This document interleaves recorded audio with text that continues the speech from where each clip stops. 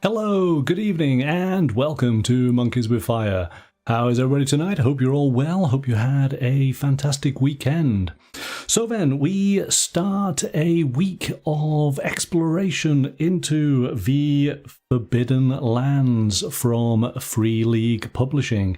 Yes, indeed, we will be taking a look at several books this week, tonight, Wednesday, and Thursday. So if you are a fan of Forbidden Lands, then this week is the week for you.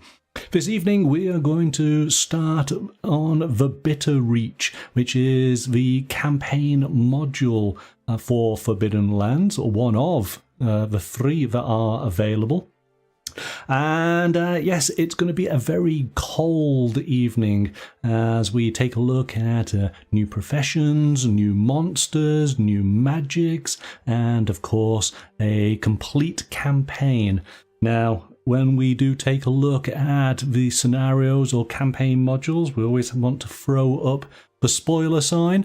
We'll be doing that relatively early in tonight's show because there's not a huge amount that is player focused. This book is very much focused towards GMs who are running the campaign. So stay with us for the first part of the show.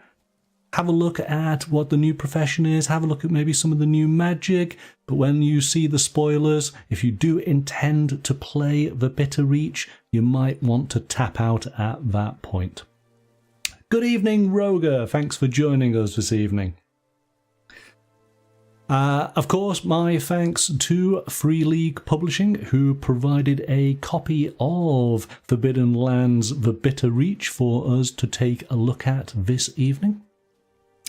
I think we're all good. Let's jump to the table and take a look. All right, here we go then. So what do we have? We have, of course, the book. But it is always highly recommended that if you are going to purchase one of these campaign modules, that you buy the accompanying map and card pack that are designed for the module. We'll take a look at this later on. So I'm just going to put this to one side, for now at least. Okay, let's see what we've got. We'll maybe do a little bit of this intro here. So, in the southern lands, elders speak of cold storms from the north. Cursed voices borne on the icy winds whisper of secrets from ages past that would plunge realms and kin into ruin if only someone could understand these ancient words. They are the desperate confessions of the lost. They are the legends of the Bitter Reach. Deep beneath its frozen surface, creatures told of only in the oldest of legends dwell. They guard treasures that can give their owner power beyond their wildest dreams, treasures that could lay waste to the Bitter Reach if they were found. And the treasures will be found sooner or later. So why shouldn't they be yours to claim? The Bitter Reach is an epic campaign module for the Forbidden Lands role-playing game, describing the icy wastelands north of Ravenland. It contains 2 new magic disciplines, Elemental Magic and Ice Affinity, the new champion profession along with new profession talents, expanded travel rules for snow, cold, and fuel, including no less than 40 new random encounters. 8 new monsters, including the Frost Dragon and the Ice Giant. The Wake of the Winter King campaign, including 8 key players who all seek to dominate the riches hidden under the Bitter Reach. 10 complete illustrated adventure sites, playable in almost any order. And an epic campaign finale, giving the adventurers the chance to decide the future of the Bitter Reach. And as I made a point out, it said, to make full use of this book, we recommend the Bitter Reach map pack sold separately. Alright, so I'm definitely feeling the wall vibes from this campaign module. So let's see how it turns out. We, of course, open up to this wonderful line art map of the Bitter Reach. And we'll get to see this in a little bit more detail when we do look at that map pack. And I'm just looking here, we have a dragon's grave. A sea of ice up in the top, the world's end. I like maps, I love all the little details that are in here. The Mirror Lake. Fist of Namtar. The great thing about the map, as soon as you see it at the start of these books, is of course you know nothing about this land and everything is to be discovered, isn't it? So much opportunity. We have our credits, designers and artists, and then we have our contents. Now, when I say we will be stopping part way through, so we're just going to deal with player-facing content initially. We have our introduction, and it does call out both players and GMs can read chapters 1 to 5, but chapter 6 and beyond are for the GM's eyes only. And I can tell you that it's not a huge number of pages for players. There's so much information here for the GM. So, the Bitter Reach in brief. The Bitter Reach is a lawless land where the rule of the strong trumps all. A strong sword arm is your greatest asset, regardless of whether it's your own or someone else's, paid for with clinking coins. So, the base game deals with the Ravenland, and the Bitter Reach is north beyond that.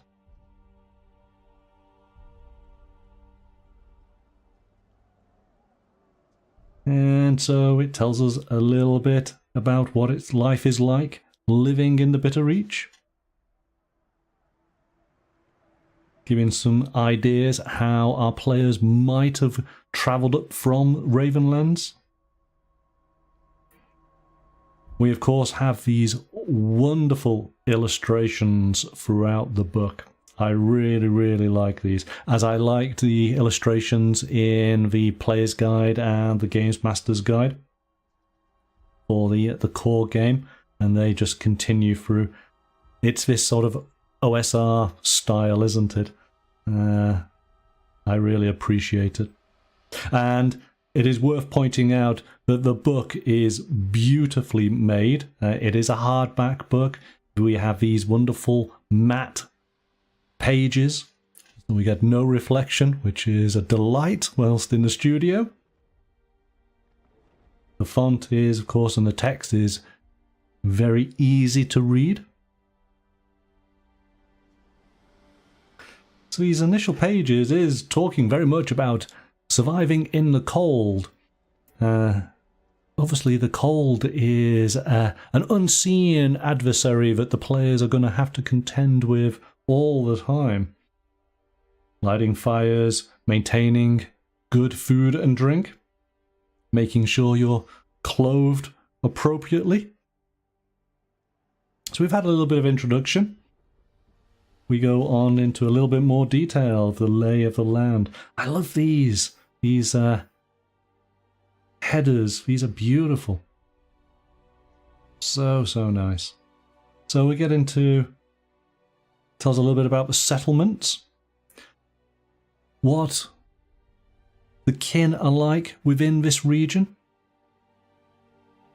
So many of the kin and creatures that live in Ravenland can also be found in the Bitter Reach. Now I'm going to look at goblins because I created a goblin character for Forbidden Lands. I'll share that in a bit. So let's just take a look here. Small goblin clan languishes in Fallowmoor, close to the Morma Glacier, where they are embroiled in a feud with the Wolfkin over hunting grounds. The goblins are also enemies of the Can-eyed dwarves, and from time to time they attack traders to get supplies. Despite this, goblins are occasionally hired as pathfinders by treasure hunters. The fates of goblins and halflings is even closer entwined here in the Bitterreach than in Ravenland. Due to the cold, few halflings are born, and those that do live as lesser members among their cousins.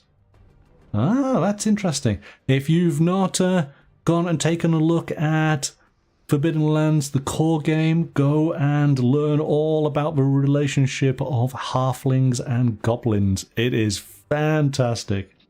It is one of the highlights for me as far as choosing your character or your kin races in the core game. I really enjoy it.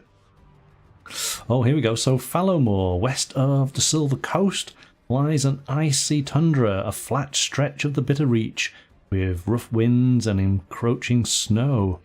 Because of the inhospitable terrain, the tundra is known as Fallowmoor, since no life is welcome there. Though it did say the goblins were near that area, didn't it? Yes, it is in Fallowmoor. So the poor goblins, they're the only ones in Fallowmoor where no one else ventures. That's why I decided to go with being a goblin. I felt that they were very much misunderstood. But the Morma Glacier, the coastal tundra, gives way to an enormous ice cap. Deep crevices crisscross the glacier. Some opened long ago, but many quite recently, as the ice cap has mysteriously begun to melt in recent years. Hot springs dot the landscape, caused by volcanic activity in combination with the powerful magic that froze the land thousands of years ago. Ah, so it's not natural. See, I can imagine that we will have a little bit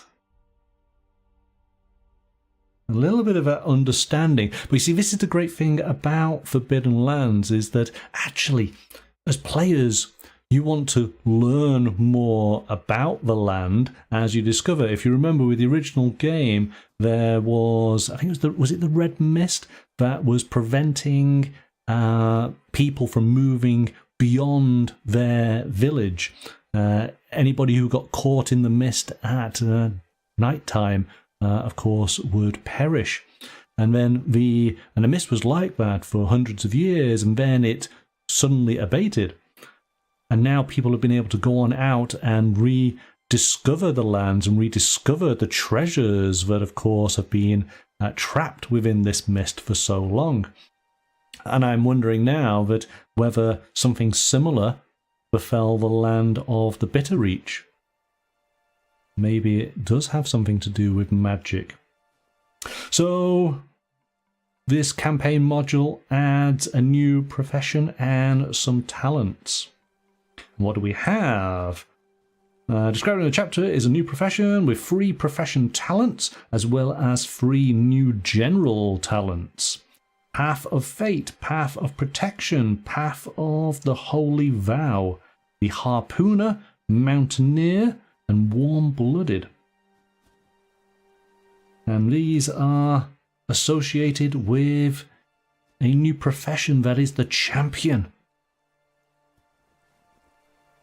So what do we have here? You have promised your sword to a higher power.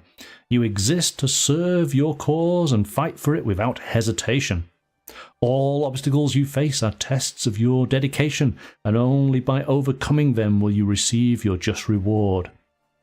Your holy vow is everything to you. It is the very core of your soul. You are the champion.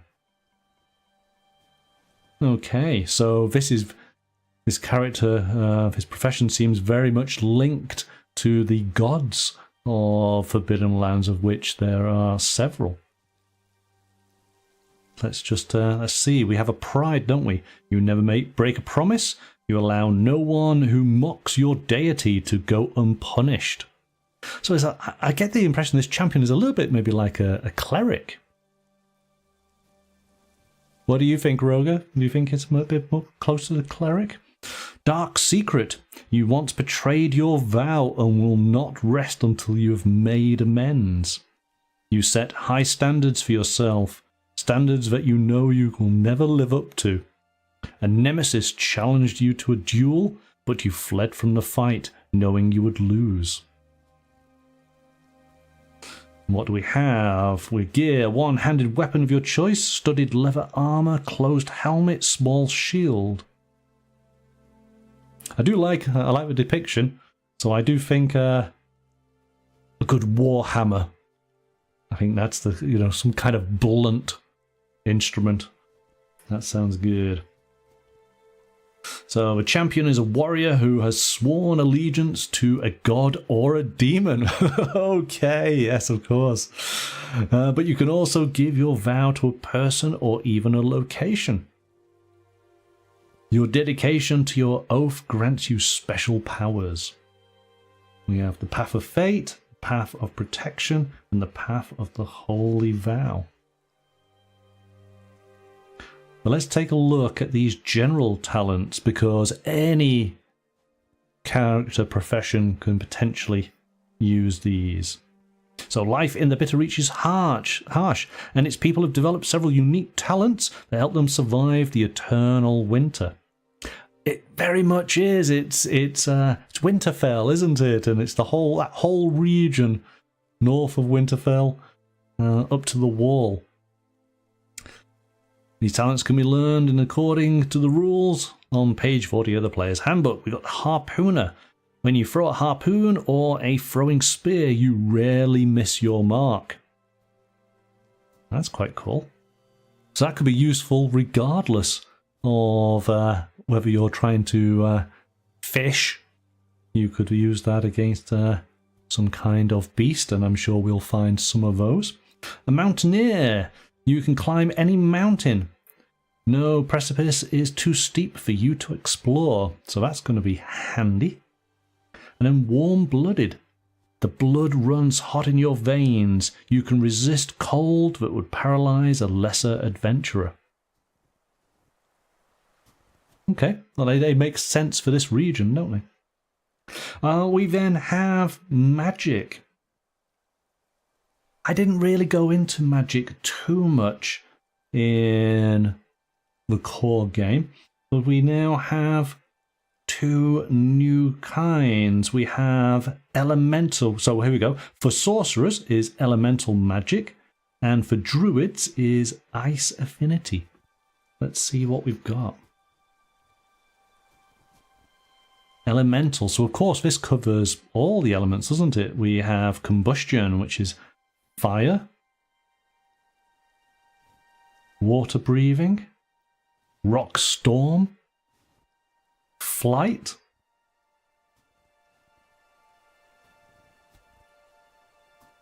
a fireball.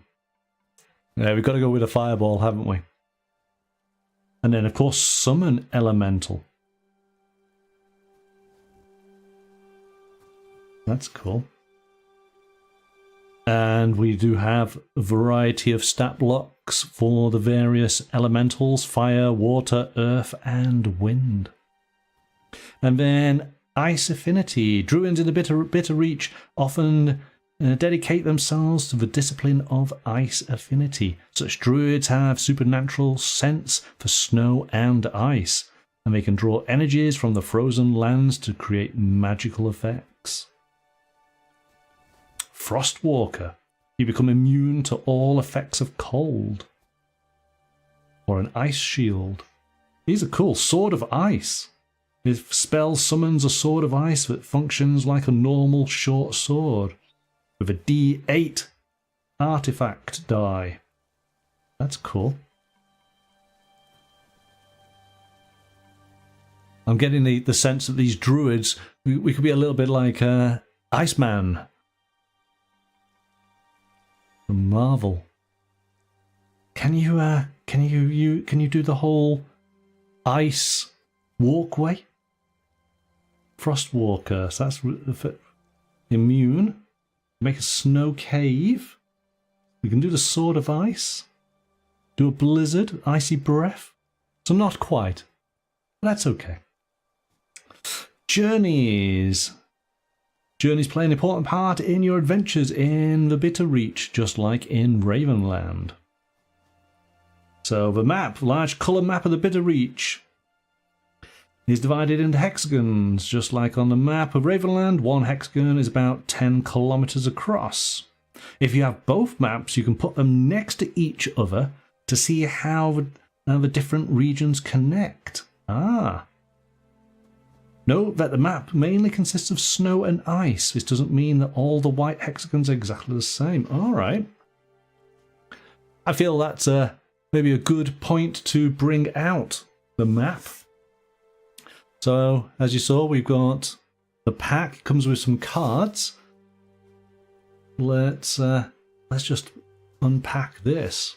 So, of course, as with the core game, you have a variety of stickers to be able to place onto the map as you discover various points of interest. This makes your experience unique to you.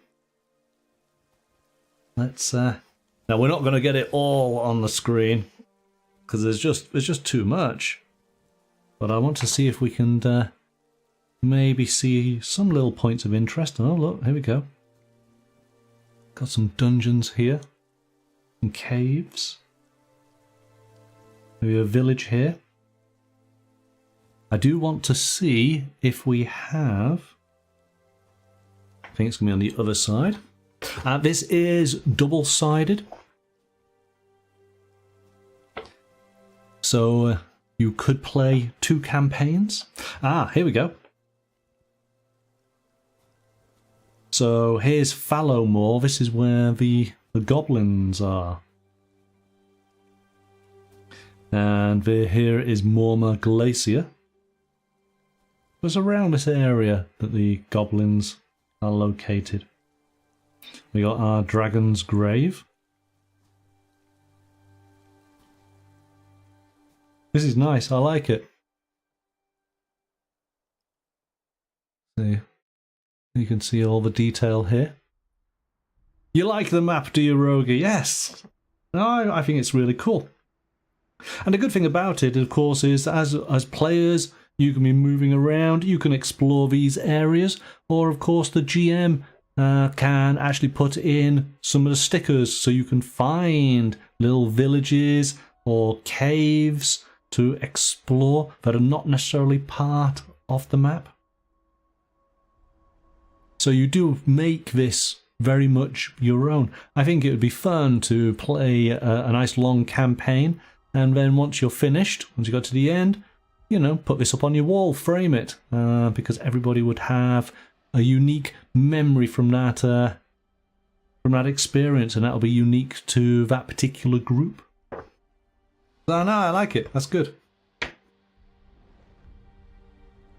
But we've looked at quite a lot of Free Leagues games now, haven't we? And we do like the maps. So what do we have? Types of terrain. Weather. Weather, of course, is going to be a really important aspect in this region, isn't it? Wind, snowfall, and cold. We've got a nice little roll table there. And then, of course, rules for making fires, keeping yourself warm, searching for fuel, hiking. So this is the updated journey rules that are unique to this region. Foraging and searching for fuel, hunting, fishing, making camp. That's one aspect I really like about Forbidden Lands, is the elements of the game that are beyond just the encounter site or going into a dungeon. It's the elements of doing the traveling, doing the hunting, making sure you've got enough food. I think this game does that really well, and I enjoy that a lot. Oh, here we go. Beneath the ice, most of the ruins from the kingdom of the Winter Elves lie beneath the ice cap. Extending below ground is a complex system of caves and tunnels, some enormous and some so cramped that only a halfling can squeeze through them. In hexagons of the ice cap terrain type, you may, as a result of mishap, random encounters, or when the GM wishes it, find your way down to the realm beneath the ice. Ah. See? Oh, there is. Well, we were just getting to see the tip of the iceberg, aren't we? So we got types of caverns. And path beneath the ice, exploring.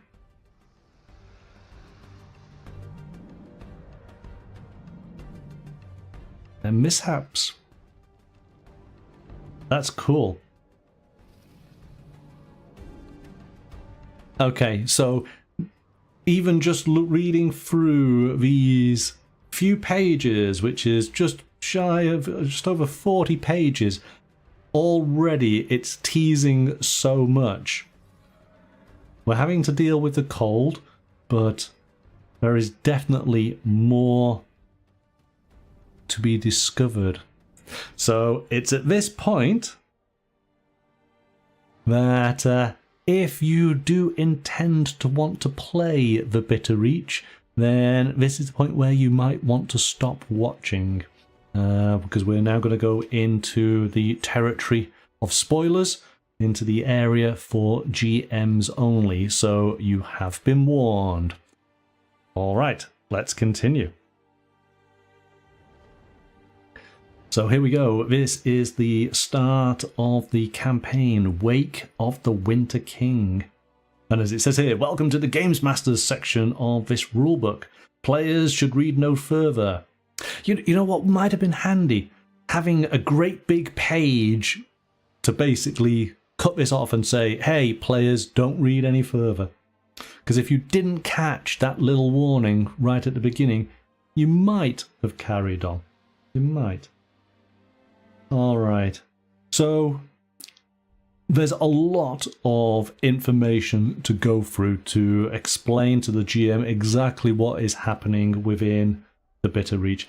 And I'm not going to go into too much detail here because that's for you guys to, if you intend to play it, to sit down and enjoy and read your way through. But as you can see, there is a lot of information. And that's the beauty of these games. So what we'll do is we'll just work our way through here, because we'll get to a little bit more generic area of this particular module. We do have some key players in the region. It did tease that there were 10 unique players all trying to find the treasures hidden under the ice. And so we learn a little bit about the individual, their appearance, their overt goals and secret goals. Some ideas for encounters. Oh my goodness. Oh my goodness.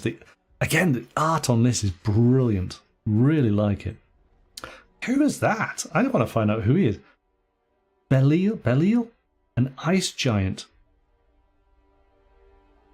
Belly? Yeah. That's cool. I like him. I think that would make a wonderful miniature, wouldn't it?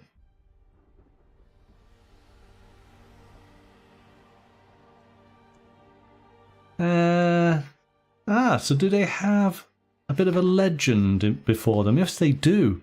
So you could potentially, as a GM, you could share this legend. Maybe the players are in a tavern trying to warm themselves by the fire. They learn about this person before encountering them.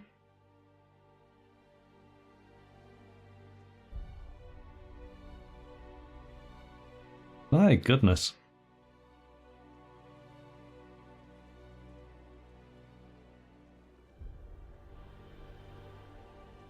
So we're definitely getting quite a Norse vibe, aren't we, from certainly the human characters we're seeing here. I guess that kind of would make sense, wouldn't it?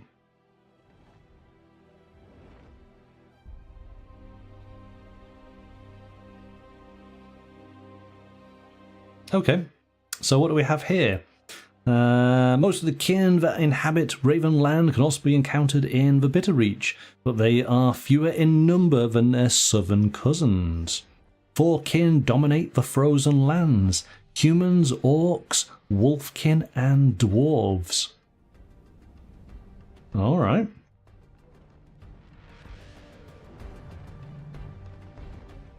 Well, the elves, of course, they're the ones, it's their kingdom that's trapped under the ice, isn't it? But we have summer elves and winter elves.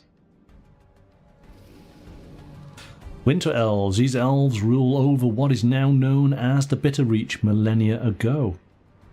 They are related to the elves of the Ravenland, but rejected the teachings of the Wanderer and Clay early on, so instead seek the truth in the weave of creation itself. Dwarves, come on, a dwarves got to be awesome in this area. Unlike most humans, the dwarves know the history of the winter elves. Legends of Rodenvale and its cruel ruler are known to most dwarves, and they have taken it upon themselves to protect Ravenland from monsters from the cold north. The dwarves, like, you know, holding the White Walkers back. Oh yeah. You see, I like when we have some sort of similarities here. That's kind of cool. Oh. Does that mean that the wall is only 10 foot tall because they're dwarves?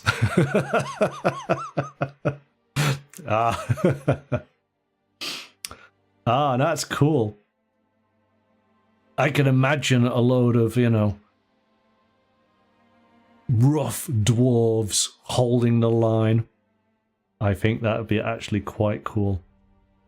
Proper old school dwarves. Not these modern dwarves, we want old school. What's our wolfkin up to? One tribe of wolfkin live in the Bitterreach. Centuries ago, their ancestors crossed the mountains from Ravenland on paths now long forgotten. I can imagine the wolfkin, of course, will be very much at home in this region.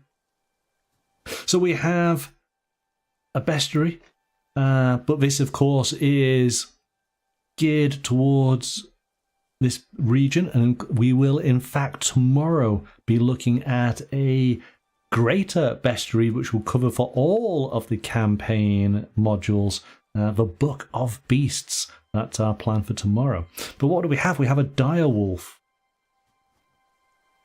Oh, a frost dragon. Oh, this is cool. As we'll discover tomorrow, we have a little bit of a stat block.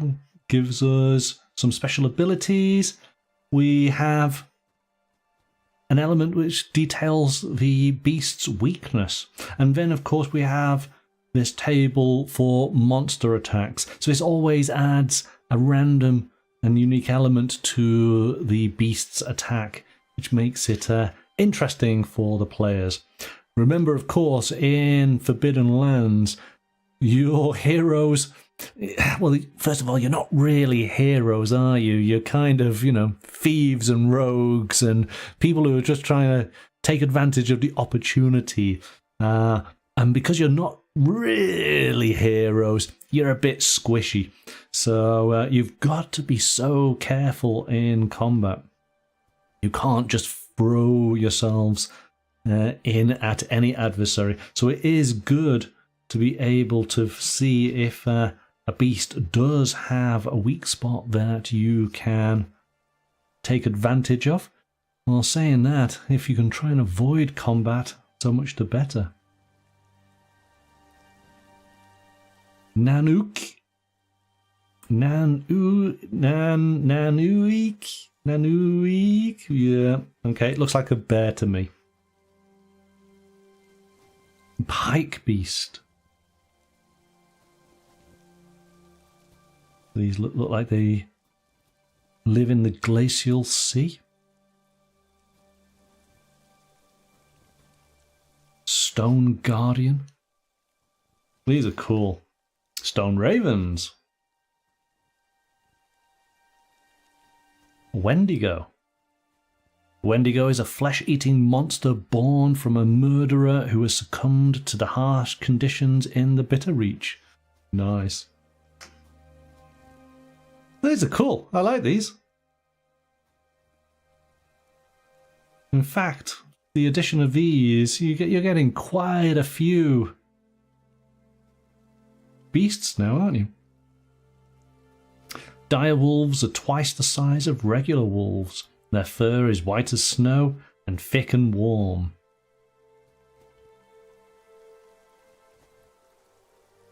So in fact, what do we get? 1, 2, 3, 4, 5, 6, 7, 8 unique beasts. We then get artifacts. Adventuring in the Bitter Reach is largely focused on searching for the artifacts left by the Winter Elves. This is what drives treasure hunters to defy the dangers of the frozen wastes, and their bounties that attract new adventurers to the Bitter Reach. It's all about the treasure. We got weapons, armor, jewelry, and then we do have some unique artifacts. Harpoons, a warming flagon. 300 years ago, a dwarf crafted a magical flagon to survive the cold nights of the wilderness of the Bitter Reach, which he wandered far and wide hunting for restless dead who longed for forgiveness and eternal rest. It is said that he fell victim to a powerful death knight and now wanders the frozen wastes as a restless spirit himself. Oh, this is cool. So we get a little bit of a text on the appearance and suggested location where this flagon might be found. These are cool.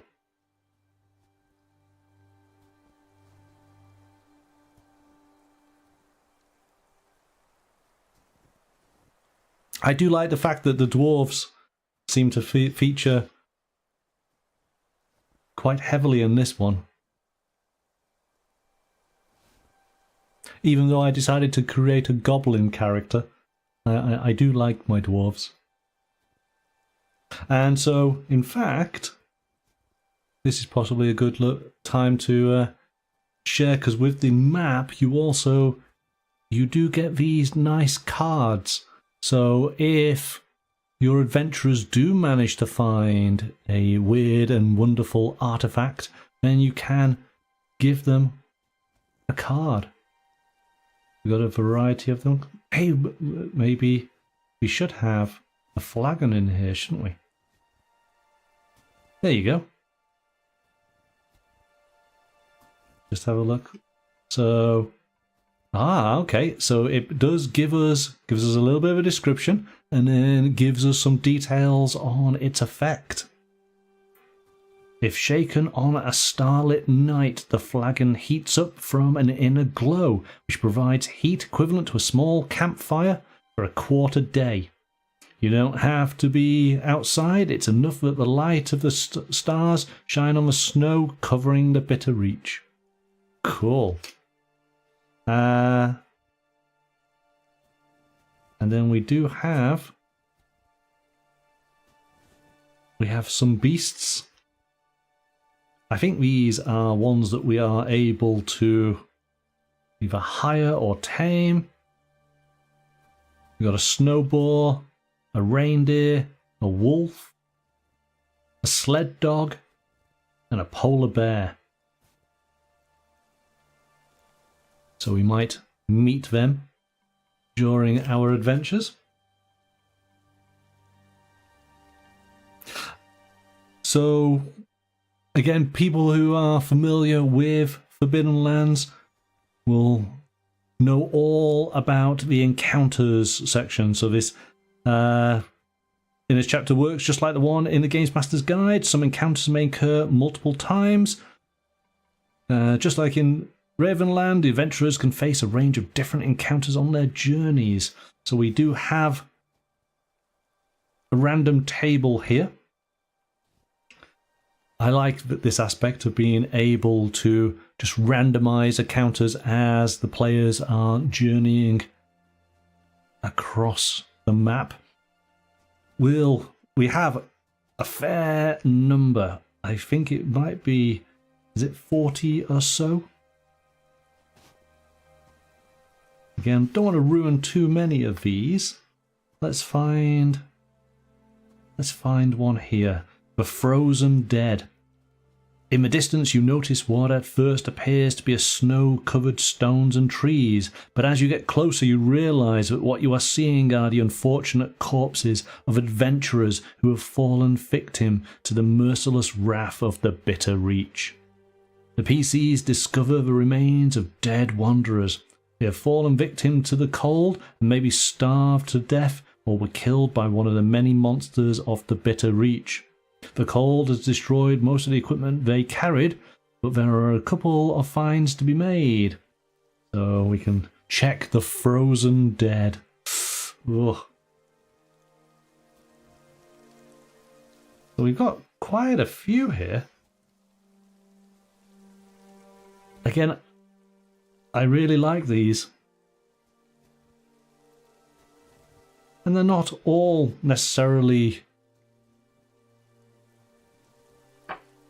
adversaries to face. There are little bits of information. People who might want to help, traders. So yes, we had 40. So those are just random encounters. But then we actually get to our adventure sites. So in Forbidden Lands, adventure sites are a key part of the PC's adventure, and it is no different in the Bitter Reach. So later in this book you'll find several complete adventure sites. But this is a section that allows you... So, ice caves, elven ruins and settlements. So these are the 3 types. So... Yes, so these are unique to this area. So what do we have? We have the Ice Cave, Elven Ruin and Settlement. So that's of course, this is what these stickers all denote, the ones with the numbers. We got our settlements, we've got our Ice Caves, and then we have our ruins. And then we do have the major sites that are given names at the top. So these are all the random ones that we might find. And that gives players plenty of areas to discover. And this is just a case of rolling through. This is really cool. Let me just, let's just take a look, see what we get. So, what do we have? This is looking at the ice caves. So, wow, it goes into so much detail. We've got the age of the cave. Whether it is... Gosh, it goes back to beyond 3,000 years old. So this is actually... If your players have spent a bit of time playing Forbidden Lands and know a little bit more about the history of this world... then this is starting to tap into that a little bit. We got a size of the ice cave, from small to gigantic. Original purpose of what we're finding. Maybe a hideout or a marketplace. Stronghold. Prison. Okay. Is the prison like, is it Aurora Pente? Different world, I know. Creator of the ice cave. Who created it? Inhabitants, so who we're going to face while we're actually in it. Then how to enter. Different rooms, entrances. locks on doors, contents in rooms. Oh, wow, there's just so much. Peculiarities of the cave. So these pages. What's that? Of 1, 2, 3, 4, 5, 6, 7, 8, 9, 10, 11, 12, 13. 13 tables just on the ice cave, because now we get to Elven Ruins. And it's a similar setup. Oh, that's cool. I like this. So again, not only are you going to have a completely random element to where you find caves, settlements, ruins, but the details on those particular locations are completely random as well. I really do like that aspect of this game. We got everything to do with settlements. Okay, so these are the random elements, but now we come to the curated locations.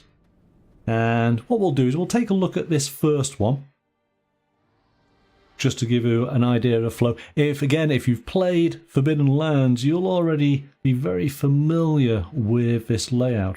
So this is North Fall, which is a settlement. We get a little bit of a description, we get a background, and then we start learning more about, well, the council and the law in this instance, because these, of course, these adventure sites all have story hooks to them. Julia the Elder. We get some information on how the players might find this adventure site. A little bit of text on the legend. And then it goes into the various locations. So there is this wonderful map. Look at this. Isn't that amazing? As I say, the artwork in these books is class. It's absolutely fantastic. So this adventure site, we have, what, 13 points of interest. And it details each one. A little bit of text in italics that you could read out to your players, but everything else then is for the GM to actually be aware of. And let's just see here, getting to this location, there are many paths that lead to Northfall, regardless of whether the PCs are coming from Ravenland or from the frozen wastes. Okay, so the lure of treasure. So ice wall, fantastic. We got 13 or so different. We got characters, and it's really for your players to be able to walk around, pick up little bits of conversation. Maybe that leads then to a little bit of a mini quest within this location. You could spend an entire evening just playing out in one of these adventure sites. That's cool. So there's a reasonable amount of reading for the GM to get themselves accustomed to it. What have we got? We have 166. So it's about 20 pages. Just shy, well, maybe 15 or so pages before we move on to the next one, which is, this is an elven ruin. And what I like about it is they're not all the same, these adventure sites. So that was a large one. This is actually a relatively small one. But all of these are providing information as far as the, building the history, building the world, adding more depth. And again, each one is different. This one has a labyrinth as part of it.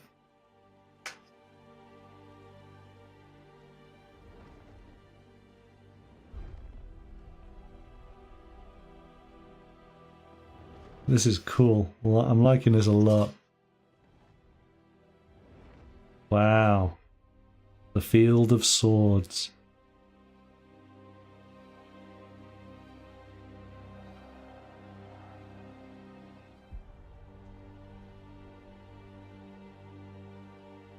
Oh, there we go. Gotta be an ice dragon. You've got to face an ice dragon at some point, surely.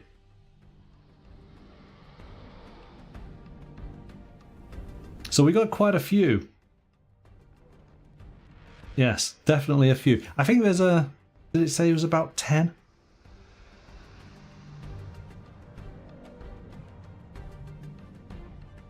So it's... Yeah, in fact, actually, we can cheat. 1, 2, 3, 4, 5, 6, 7, 8, 9, 10, 11. There you go. 11 major locations. I think I get the impression that we can play 10 in any order, but ultimately it leads us to the campaign finale, which I believe is the Palace of the Winter King. We'll skip past this. Well, that is the final. And then it does give us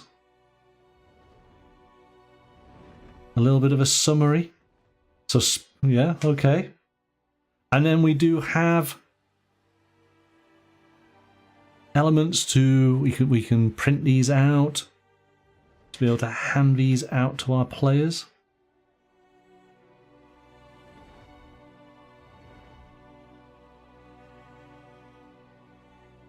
And then we finish with an index.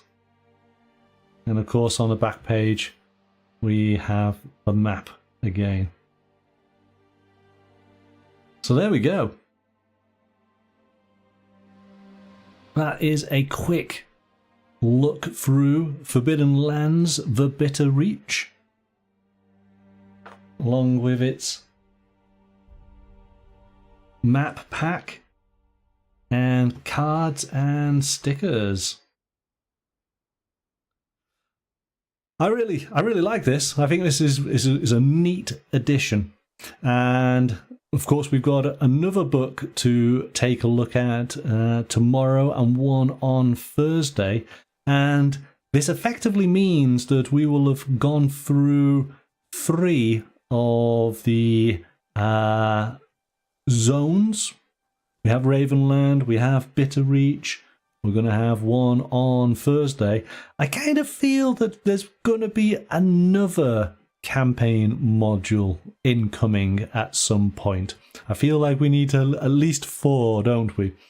To have those maps all placed together. Maybe even more. But tomorrow, as promised, we will be taking a look at Forbidden Lands Book of Beasts. So we'll be taking a look at 28 new monsters, rules for traps, rare tomes, and alchemy. So that is our show for tomorrow night. And believe me, there are a lot of amazing monsters, whether they are for playing in a game of Forbidden Lands or maybe they act as inspiration for monsters in other games. You'll maybe come along and check them out tomorrow evening. Okay, that wraps things up. Thank you so much for joining me. Hope you enjoyed the look through. Please do give the video a thumbs up and subscribe. It's very much appreciated. And I hope that we'll see you tomorrow evening for our second venture into the Forbidden Lands from Free League Publishing. But until then, bye for now.